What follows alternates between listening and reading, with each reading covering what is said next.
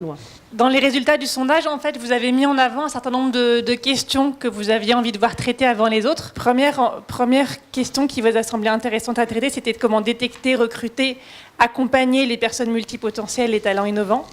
Deuxième question qui vous a interpellé, comment repérer leur potentiel dans l'entreprise, tirer le meilleur parti de leur singularité, faciliter leur inclusion.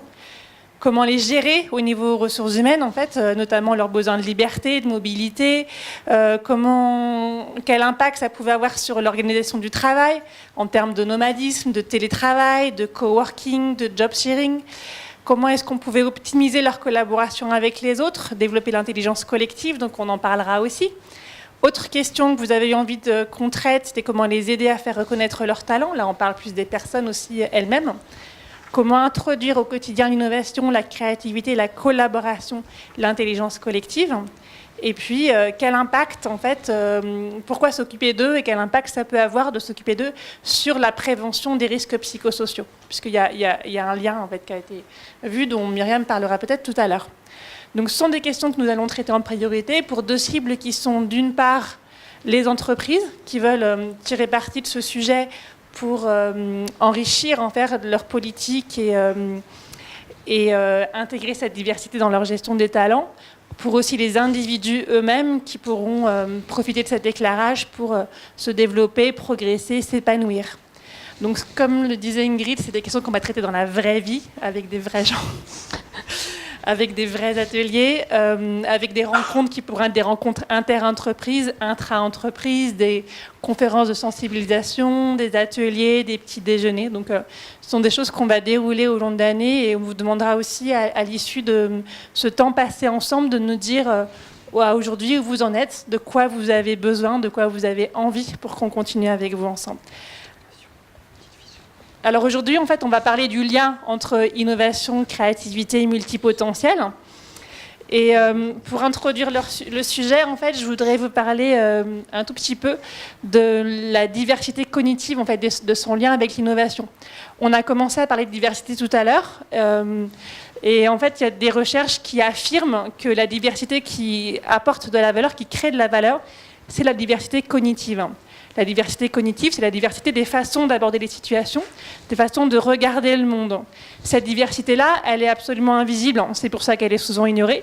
Elle n'est absolument pas liée ni au genre ni à l'origine. Et dans une même famille, on peut avoir deux frères, deux sœurs qui voient les choses, qui pensent différemment, et d'ailleurs c'est parfois source de conflits, même dans des familles. Cette diversité-là, en fait, on vous donne quelque part le fait d'avoir une grille de lecture et permet de la dépasser et d'en tirer quelque chose d'intéressant. Le fait d'avoir plusieurs grilles de lecture et de les dépasser, évidemment, apporte au moins autant. L'idée, en fait, c'est qu'au lieu de penser que l'autre n'a rien compris, se moque de nous, on se rend compte que finalement, non, il regarde là où on ne voyait pas et que finalement, ce qu'il nous dit, au lieu de nous mettre en danger, ça nous permet de sortir d'une ornière en fait, dans laquelle on était sans s'en rendre compte. Ça me semble vraiment intéressant parce qu'en fait, quand on fait travailler ensemble des gens similaires, évidemment, on va vite, mais on sait tous qu'on ne va pas très très loin, ou en tout cas qu'on ne va pas voir des choses nouvelles comme ça. Et puis, entre gens similaires, on est entre semblables, et on est entre semblables, on est très vite entre rivaux. Et entre rivaux, on ne fait pas une équipe. La rivalité, c'est le poison de la collaboration. On n'a pas d'intelligence collective entre rivaux. Et donc, pour sortir de cette rivalité-là, il faut être entre personnes singulières, dissemblables, riches de tout ce qu'elles sont, pas mis dans des boîtes, pas mis dans des cases, et qui puissent exprimer tout le panel de leurs talents. Au départ, ça c'est pas simple parce que évidemment ça nous titille. Les gens vont nous dire des choses qu'on n'avait pas forcément envie d'entendre, vont nous montrer des choses, des endroits où on n'avait pas vu, où on n'avait pas envie de regarder. Mais finalement, quand on a cette ouverture-là, on réalise que d'un seul coup, le monde s'éclaire différemment et qu'il se passe des choses assez incroyables.